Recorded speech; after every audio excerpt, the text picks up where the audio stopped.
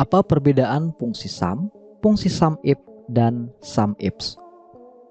Nah, di video kali ini saya akan mencoba menjelaskan perbedaan dari ketiga fungsi ini. Nah, di bagian sini saya sudah mempunyai contoh data seperti ini teman-teman, di mana di sini terdapat data penghasilan dari karyawan sebuah PT bernama AM Project. Dan untuk contoh soal yang pertama, di sini kita disuruh untuk menghitung total gaji karyawan dari PT AM Project. Otomatis kita akan menghitung jumlah gaji yang diterima semua karyawan dari PT AM Project. Otomatis di sini untuk fungsi yang digunakan adalah fungsi sum, teman-teman.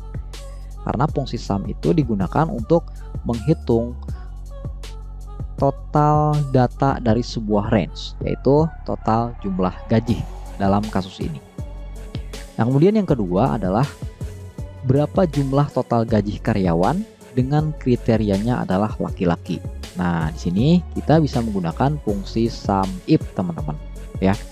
Sedangkan yang ketiga adalah berapa jumlah total gaji dari karyawan perempuan dengan jabatan manajer, teman-teman. Nah, di sini ada kita disuruh untuk menghitung total gaji karyawan dengan kriterianya perempuan dan jabatannya manajer, ya.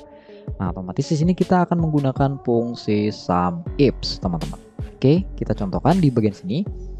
Total gaji karyawan, maka fungsi yang dipakai adalah fungsi sum, sama dengan sum buka kurung, lalu kita tinggal blok dari data atas sampai bawah. Saya akan blok dari bawah dulu, teman-teman. Kita blok dari bawah sampai dengan data yang paling atas, ya, atau sampai karyawan yang pertama, teman-teman, seperti ini, ya. Kemudian setelah ini tekan kurung kutub, baru tekan tombol enter. Nah, hasilnya adalah 125.700.000, teman-teman. Kemudian yang kedua adalah fungsi sum if.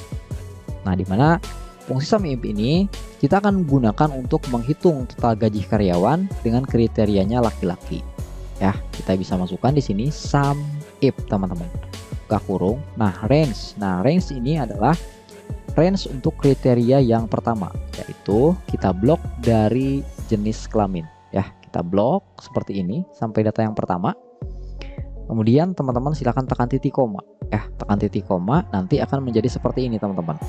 Lalu di sini kriterianya kita cari atau kita tulis, yaitu dari jenis kelamin ini dituliskan menggunakan L dan P. Maka yang dicari adalah laki-laki.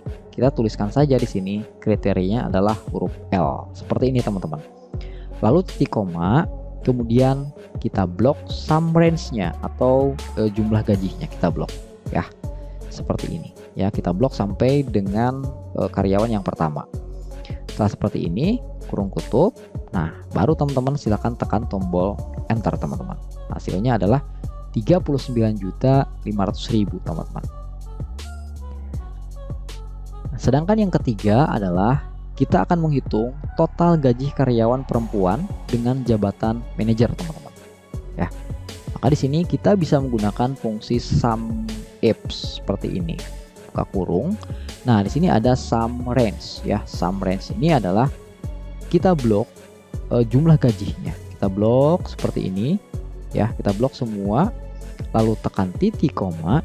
Nah, setelah tekan titik koma, kita akan menghitung kriteria yang pertama, yaitu yang dicarinya adalah perempuan. Nah, maka kriterianya kita blok dari sini. Kita blok dulu datanya seperti ini, teman-teman, sampai karyawan yang pertama. Tekan titik koma. Nah, di sini kita tuliskan kriterianya adalah P, ya. Kriterianya adalah P. Tekan lagi titik koma. Kemudian kita blok, ya. Yang kedua, ya, kita blok yang kedua, yaitu jabatan manajer. Jabatan ada di bagian sini. Kita blok dari yang paling bawah sampai dengan yang paling atas seperti ini. Tekan titik koma, ya. Tekan. Nah, ini seperti ini, tekan titik koma, teman-teman. Kemudian kriteria yang kedua adalah manajer. Nah, di sini kita kutip lagi, lalu kita tulis manajer seperti ini, ya. Nah, setelah seperti ini kita kurung tutup, baru menekan tombol enter, teman-teman. Hasilnya adalah 20.900.000 ya. Sekarang kita coba hitung manual karyawan perempuan dengan jabatan manajer. Nah, ini perempuan manajer, kita coba kita kasih warna kuning ya. Manajer lagi, kita ini perempuan manajer. Di sini 5 juta, ini 6 juta, berarti 11.500.000. Kemudian kita lagi ini ya, seperti ini. Tadi 11.500.000 ditambah 5 juta berarti 16.800.000. Lalu kita cari lagi perempuan dengan staff manager. Nah, ini totalnya sudah sesuai ya. Ini 5.300.000. Nah, ini ya, ini. Nah, ini 4.100.000 teman-teman ya. Kita akan coba hitung. Kita akan tulis di sini. Yang ini Ctrl C, gua klik di sini teman-teman supaya lebih jelas ya.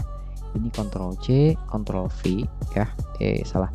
Ctrl C, Ctrl V di sini teman-teman. Nah, yang ini kita hapus.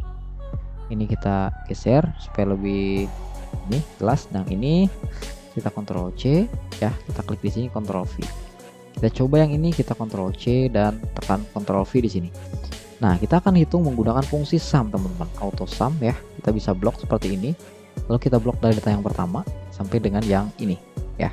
Tekan enter. Hasilnya adalah 20.900.000. Jadi akan sama dengan fungsi yang ini ya. Daripada kita memisah-misahkan data seperti ini, lebih baik kita menggunakan fungsi sum if teman-teman. Nah, untuk rumusnya saya akan tampilkan di bagian sini teman-teman.